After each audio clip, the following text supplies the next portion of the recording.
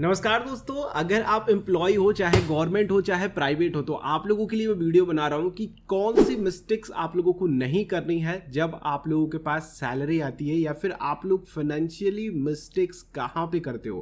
क्योंकि दोस्तों मेरे पास जब पोर्टफोलियो आते हैं ना, मैं उनसे पूछता हूं कि आपकी सैलरी तो अच्छी खासी है बट आपका इन्वेस्टमेंट बड़ा कम जा रहा है, ऐसा क्या रीज़न है। तो वो बताते हैं कि ये चीज़ें हैं, वो चीज़ें हैं, इतने खर्चे हैं, फलाना ढिमकाना, तरह तरह की चीज़ें वो बताते हैं। मैं उनसे सिंपली कहता हूं कि आप मुझे अपने सारे खर्चे और जो कुछ भी आपने तिगड़मबाजी करके रखी हुई है वो मुझे अपनी पूरी सैलरी का ब्यौरा दीजिए, कहां कहां पे आपका पैसा जाता है। तो फिर उनको मैं अपनी तरफ से जब सजेस्ट करता हूं तो उनको समझ में आता है कि मैं कितने ज़्यादा पैसे बर्बाद कर रहा हूं अपने। चलिए दोस्तों, फाइनेंशियली मिस्टेक्स की बात करते हैं तो सबसे पहली और सबसे बड़ी फाइनेंशियल मिस्टेक जो मैंने ऑलमोस्ट सभी में देखी है, और खास करके ये प्राइवेट जॉब वालों में देखी है। गवर्नमेंट जॉब वालों में उतना नहीं देखा है मैंने, जितना भी मैंने पोर्टफोलियो रिव्यू किया है प्राइवेट जॉब वालों की ये सबसे बड़ी गलती रही है कि वो इमीडिएट पैसा आने पे कुछ बड़ा परचेज करने की कोशिश करते हैं, या फिर उनकी जब सैलरी बढ़ती है तो वो अपने खर्चों को बढ़ा देते हैं। दोस्तों, अगर आपके पास पैसे आ रहे हैं और आप इमीडिएट एक बड़ा जैसे कि ये देखिए, मैंने एक एप्पल वॉच पहन रखी है, तो इसका एक सिंपल सा मेथड है। अगर आप लोगों को बड़े परचेज करने हैं ना, तो आप लोग उसको एक बार रेंट आउट कर लो, ठीक है। क्योंकि कहते हैं ना कि शौक बड़ी चीज़ है। फिर आप कहोगे कि भैया मैं अपने शौक को क्यों मारूं, मैं कमा किस ले रहा हूं। तो आप उसको एक बार रेंट कर लो, आप उस चीज़ को रेंट करके देखो क्या वो एक्चुअल में आपके लिए यूजफुल है उतना, या फिर आप एक्चुअल में उतने ज़्यादा उत्साहित हो रहे उस चीज़ को लेने के लिए। अब वो चाहे आपकी गाड़ी हो सकती है, या फिर आपका कहीं बंगले में घर हो सकता है। आप उसको एक बार रेंट पे लेकर के देखो कि वहाँ पर रहने पे आपको फील क्या आ रहा है, या फिर उस चीज़ में आप लोगों को क्या महसूस करा रहा है, आप लोगों को क्या फीलिंग्स दे रहा है।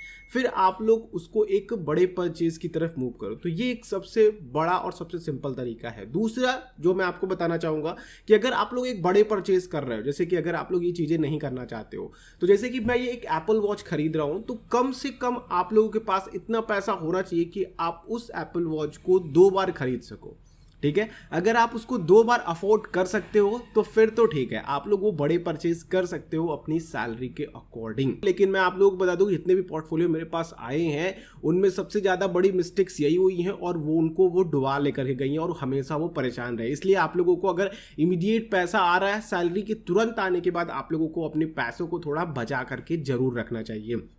दूसरी चीज़ दोस्तों कि क्रेडिट कार्ड का एक बड़ा चोचला बन चुका है। और देखिए, क्रेडिट कार्ड होना बहुत अच्छी बात है, क्रेडिट कार्ड से बहुत सारे फायदे होते हैं, ऐसा मैं नहीं कह रहा है क्रेडिट कार्ड बेकार चीज़ है। लेकिन क्रेडिट कार्ड से आप लोगों को जब लगता है कि हमें वो एक्स्ट्रा पैसे मिल गए, जैसे कि मान लीजिए किसी की सैलरी 1 लाख रुपए है और उसको 50 या फिर 1 लाख रुपए का उसको मिल गया क्रेडिट कार्ड, ठीक है, उसके लिमिट क्रेडिट कार्ड, उसको उनको लग रहा है कि उनके पास 1.5 लाख रुपए, उनके पास 2 लाख रुपए है। तो अब वो उस हिसाब से अपने खर्चे करने लगते हैं, थोड़े से रिवॉर्ड्स पॉइंट के लिए, थोड़े से कैशबैक के लिए वो अपने ऊपर एक्स्ट्रा बर्डन डालते जाते हैं। दोस्तों, आप लोगों को इन सारी चीज़ों से बचना है। आप लोगों को 50 डेज का नो इंटरेस्ट पीरियड मिलता है, जिसमें कि आप लोग पैसे लौटा देते हो। अगर इस तरह की चीज़ें हैं आपके पास, जैसा कि मैंने आप लोगों को फर्स्ट वाले में बताया कि आप लोग वही चीज़ें परचेज करो, वहीं पे एक्सपेंस करो जो आप लोग एक बार में 2 बार खरीद सकते हो। जैसे कि ये एप्पल वॉच मैं एक बार में 2 बार परचेज कर सकता हूं। अगर मैं दूसरी बार भी परचेज करता हूं इसको आज के आज, तो मेरे फाइनेंशियल पे किसी भी तरह की डिस्टर्बेंस नहीं होगी, ठीक है। तो आप लोग देखो कि अगर आप लोग उस क्रेडिट से खरीद रहे हो, ठीक है, उस क्रेडिट कार्ड से खरीद रहे हो जो आपको लोन के रूप में मिला हुआ है क्रेडिट कार्ड, अगर आप उससे परचेज कर रहे हो तो आने वाले 50 डेज में क्या आप उसको दोबारा परचेज कर सकते हो और आप लोगों के फाइनेंस पे किसी तरह की दिक्कत नहीं आएगी। तो फिर आप लोगों के लिए सही है। अब कई सारे ऑप्शन आप लोगों को अमेजोन भी दे रहा है, फ्लिपकार्ट भी दे रहा है। तो ऑनलाइन परचेज की वजह से आप लोगों के जो खर्चे हैं वो और बढ़ते जा रहे हैं।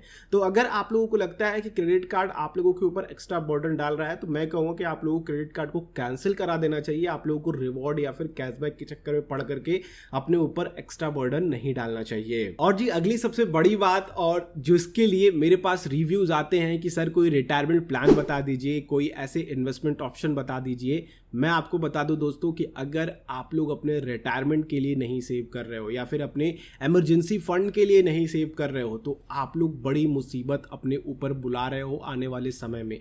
देखिए दोस्तों, मेरे पास जितने जितने भी पोर्टफोलियो आते हैं ना वो बिखरे होते हैं पोर्टफोलियो। वो बस कहते हैं कि सर इसको रिव्यू कर दीजिए, ये मैंने ले लिया है, अब आप देख लीजिए कि सही है कि नहीं। वो कहाँ से लेते हैं? वो यूट्यूब पे चैनल्स देख करके लेते हैं जो सजेस्ट करते हैं, लोगों को फंड बता देते हैं। अब उनको ये नहीं पता कि उनके गोल के अकॉर्डिंग वो फंड है कि नहीं है। कोई स्मॉल कैप दोस्तों 2 साल के लिए लिया होता है, कोई स्मॉल कैप 6 महीने के लिए लिया होता है कि हमें अच्छा रिटर्न मिल जाएगा। इसने पिछले 1 साल में अच्छा रिटर्न दिया है तो पिछले 6 महीने में कम से कम मुझे इसका आधा तो निकाल करके दे ही देगा। तो इस तरह की लोगों की थिंकिंग होती है जब वो इन्वेस्टमेंट करते हैं। किसी स्टॉक में आते हैं ऐसे स्टॉक को पिक करके रखे हैं जिनका कोई फ्यूचर वैल्यू नहीं है। तो आप लोगों को दोस्तों हमेशा ध्यान रखना है कि आपको अपनी रिटायरमेंट प्लानिंग करनी है। खास करके उन लोगों के लिए कहना चाहता हूं जो लोग प्राइवेट एम्प्लॉयज हैं। देखिए, अगर आप गवर्नमेंट या फिर प्राइवेट है तो आपका ईपीएफ और एनपीएस चल रहा है। आपको ध्यान रखना है कि जो आपके प्रेजेंट खर्चे, मान लीजिए कि 1 लाख रुपए आपकी सैलरी आ रही है या फिर 50,000 आ रही है, तो आपका जो खर्चा अभी चल रहा है वो कितनी मुश्किल में चल रहा है, ठीक है।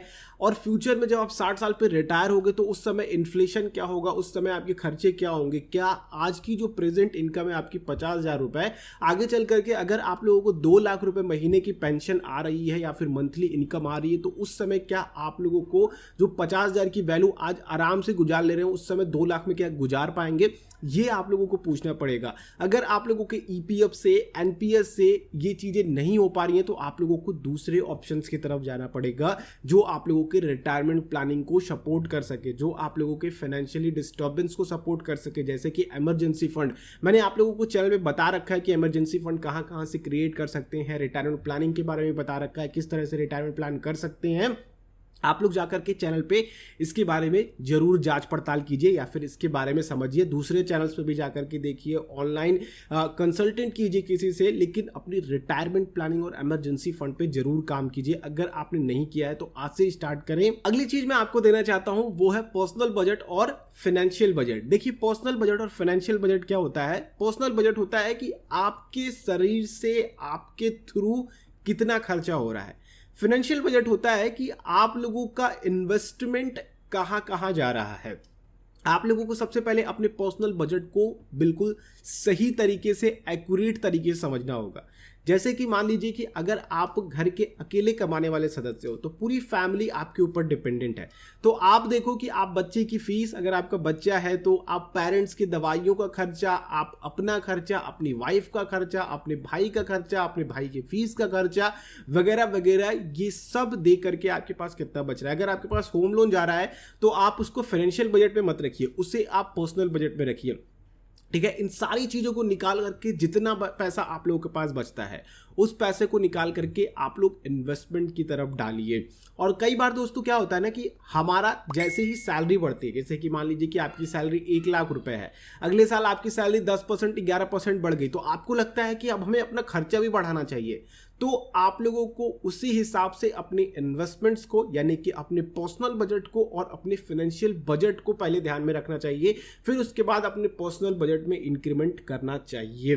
तो ये दोस्तों ध्यान रखिए कि आप लोग हमेशा जब भी आप लोगों की सैलरी बढ़े या फिर कब हो तो अपने फाइनेंशियल बजट और पर्सनल बजट पे तुरंत अगले दिन ही काम करना शुरू कर दें और उसी दिन से आप लोगों को रिजल्ट देखने को मिल जाएगा जब आप ये सारी चीजें फॉलो करने लगेंगे। अगली चीज दोस्तों कि आप लोग कोई भी एडिशनल टैक्स के बारे में ध्यान नहीं देते हो। ये बहुत जरूरी है। अगर आप कहीं से भी पैसा कमा रहे हो, चाहे आप प्राइवेट हो, चाहे गवर्नमेंट एम्प्लॉय हो, या फिर अगर आप लोग इसके बियॉन्ड भी कहीं से पैसा, जैसे रेंटल इनकम आ रही है या फिर अगर आपने कहीं शॉप डाल रखी है उसकी इनकम आ रही है, तो ये सारे आप लोगों के ही कमाई है। इसके बारे में भी आप लोगों को सोचना होगा, इसकी भी प्लानिंग आप लोगों को करनी होगी। जब आप लोग अपना आईटीआर फाइल करते हो तब आपको पता चलता है कि भैया हमने तो इसकी प्लानिंग करी ही नहीं थी और मेरे ऊपर ये एक्स्ट्रा टैक्स बर्डन कहाँ पे आ गए, ठीक है। इसलिए आप लोगों को हर महीने ध्यान रखना चाहिए कि आपके पास जो भी इनकम्स आ रही हैं उनके लिए आप लोग टैक्स सेव करने के लिए क्या कर रहे हो, क्योंकि टैक्सेस अगर आप बचा पाते हो तो आप बहुत बड़ी इनकम भी अपनी सेव कर पा रहे हो, बचा पा रहे हो। आई होप दोस्तों ये 5 चीज़ें मैंने जो आप लोगों को बताई है वो ध्यान रखेंगे। मैंने जितने भी पोर्टफोलियो रिव्यू किए हैं उनमें जनरली ये 5 मिस्टेक्स देखी गई हैं और मैं उनको हमेशा यही सजेस्ट करता हूं कि इन पांचों को अवॉइड कीजिए। अब मैं आप लोगों से जानना चाहता हूं, क्योंकि सभी लोग ये पांचों मिस्टेक नहीं करते हैं, आप कौन सी मिस्टेक करते हो या फिर आपको किन पॉइंट्स पे सुधार करने की जरूरत है या फिर इसमें कुछ और पॉइंट्स ऐड करना चाहते हो? नीचे कमेंट कीजिए, मुझे काफी अच्छा लगेगा आप लोगों के फीडबैक और आपके कमेंट सुन करके। बाकी दोस्तों, अगर आप लोगों का कोई टॉपिक हो जिस पे आप लोग वीडियो चाहते हो, वो भी नीचे कमेंट करके बता सकते हैं। ये वीडियो अच्छी लगी तो लाइक कीजिए, दूसरों के साथ शेयर कीजिए। चैनल पर अगर आप लोग नए हैं सब्सक्राइब कर लीजिए और बेल आइकन क्लिक करेंगे तो इस तरह की वीडियोस आप लोगों तक नोटिफिकेशन के थ्रू आती रहेंगी। हम लोग नेक्स्ट वीडियो मिलते हैं। आप लोगों का दिन शुभ हो। जय हिंद।